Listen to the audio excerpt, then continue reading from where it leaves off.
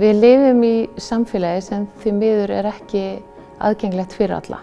Og mig langar að hafa áhrif á hvernig framtíðin er að þróast. Mig langar að taka þátt í að gera samfélagið okkar að samfélagi fyrir alla.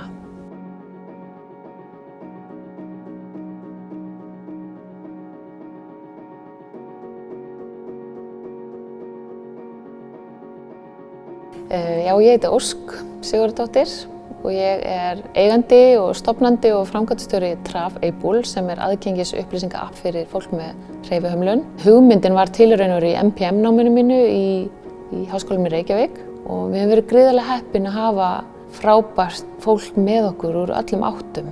Þannig að við ákveðum að stofna fyrirtækið og við gerum það í byrjun árs 2016. Hindranir í vegi hreyfihamlaðra eru raunveruleg áskorun og það sem við höfum ákveðið að gera er að safna gögnum staði og þjónustu og safna í gagnagrunn hjá okkur og birta í smáforriti eða spjaldtölvu. Og allir hafa aðgang að þessu appi, það er frítt, þú getur hlaðið því niður á App Store eða Google Play og byrjað að leita að þjónustu sem hentar þér. Þannig að hver og einn getur stillt appið eftir sínu þörfum, til dæmis eins og ef ég þarf að fá alltaf, það verður að vera lyfta eða verður að vera rampur og þá getur þú bara merkt við það og þá færðu alltaf jákvæðar upplýsingar. Færðu alltaf bara yfirliti við þá staði sem að henta þínum þörfum.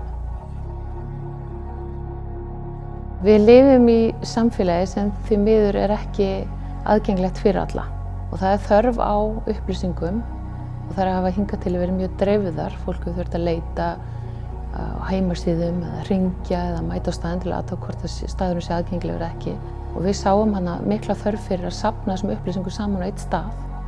Það er gríðarlegur fjöldi fólks sem er bæði í hjólastólanotendur til dæmis og það er talað að það séu ca. 750.000 hjólastólanotendur bara á Norðurlöndunum. Auðvitað erum við að horfa á vini og ættingja og jafnvel aðstoðarfólk sem bætast við.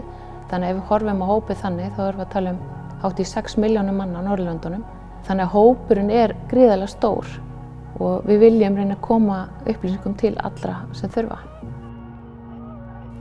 Ég er einstamóðir og vinn á Landspítalanum og sé Traf-Able og er að klára námið mitt í Oxford. Þannig að við lifum á tímum þar sem það er svo gríðarlega mikið er að gerast. Fjórða iðnbyltingin og fjölgun aldraðra, það eru fleiri með 2 eða fleiri sjúkdómsgreiningar, verðum við hreinlega að finna lausnir til þess að mæta þessum breytingum í samfélaginu.